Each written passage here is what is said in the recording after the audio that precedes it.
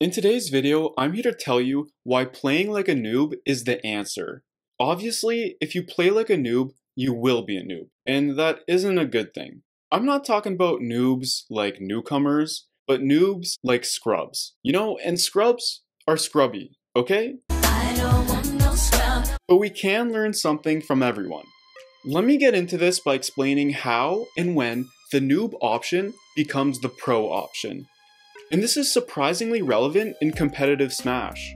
So let's say you're holding onto the ledge in Smash Ultimate and a Ganondorf is standing at ledge roll distance. You do a neutral getup, the Ganondorf reads this ahead of time and catches you with a flame choke. If you're a super noob, you'll miss the tech altogether and get punished and die. But if you're just a regular noob, you have three options, because missed tech should be punished on reaction. A regular noob will probably just tech in place and get punished and die. Since you're right in front of the ledge, tech rolling away into it wouldn't take you anywhere, so it's practically the same as tech in place. This lets Ganon cover a missed tech, tech in place, or tech roll away practically all at once. And since you'll be closer to the blast zone, he'll kill earlier too. So a smarter player will obviously pick the safer option, which is to tech roll behind him, to get away from the blast zone and get to center stage. So that's why Ganondorf was able to read the noob option ahead of time, because he knows a noob wouldn't think too much about it. So now that you smarten up, you're in the same situation. You try to read his read that he'll go for the safer punish in front of him, so you tech roll behind him. But this Ganondorf was always pretty smart. The first time, he knew you were a noob, but now you ran into him in Elite Smash.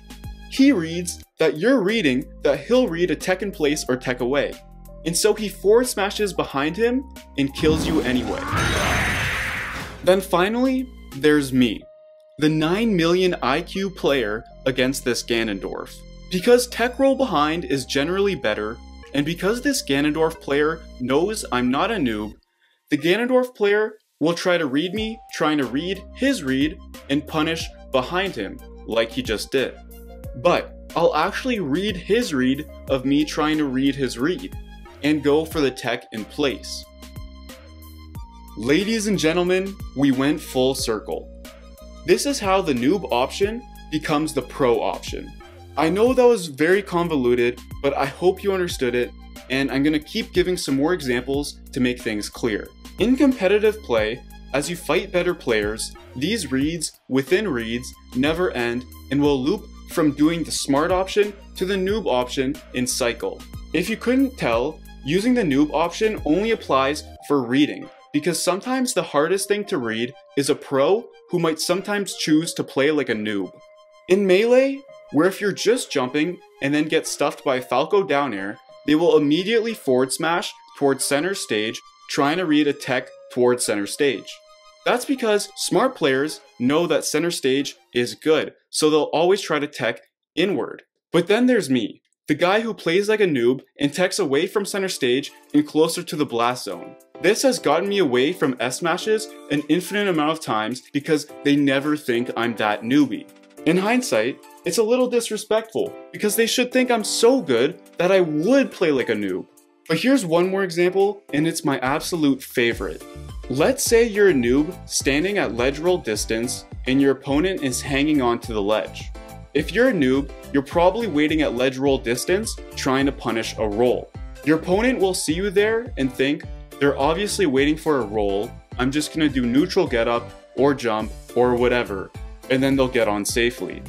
Now, let's say you're a smart player standing at ledge roll distance and your opponent is hanging on to the ledge. You're actually preparing to rush in to beat out a neutral getup or ledge jump. But now, you're fighting an elite and your opponent knows you're good.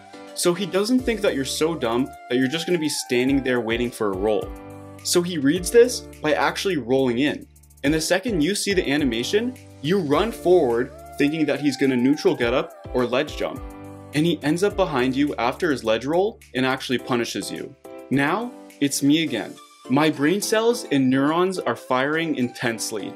I stand at ledge roll distance and my opponent is hanging on to the ledge. He respects me enough to not think I'm just gonna stand there and wait for a roll. So he reads that I'm going to rush in the second he tries to do something, and actually decides to roll on again, like in the last scenario, to juke me out. The second I see his animation, I charge a smash attack and get the kill. Yes, like a freaking noob, I literally stand there motionless and they roll directly into me. You know, that's so crazy, it just may work. And this has honestly probably happened to you.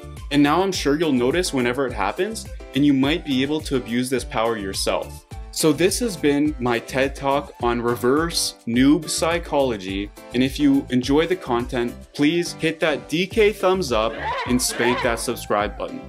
And have a swell evening. I'll catch you next time.